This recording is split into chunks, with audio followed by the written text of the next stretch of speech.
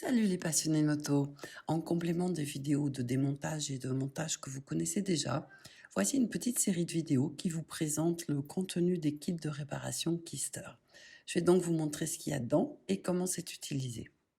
Aujourd'hui, nous avons sur la table le kit de réparation pour le carburateur de la Yamaha TDM 850 et le nom du modèle est 3VD. Ce carburateur est un double carburateur, ce qui signifie que vous devez commander 2 kits de réparation. Et je vais vous montrer ce qu'il y a dedans.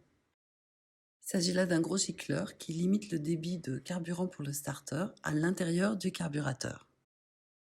C'est le gicleur principal et il est en fichier. Il y a un nouveau joint torique, mais je vais vous montrer ça plus en détail par la suite.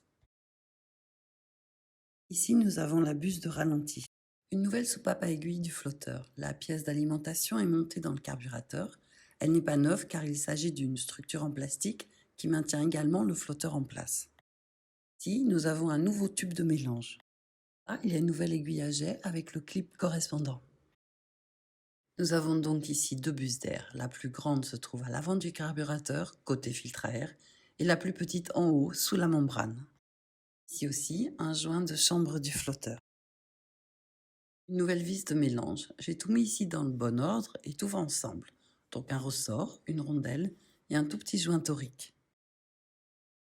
Et puis nous avons encore d'autres joints toriques différents. Je vais commencer par là. Celui-ci se place en haut sur le couvercle à dépression, là où se trouvent les connexions de synchronisation pour pouvoir connecter les jauges à dépression.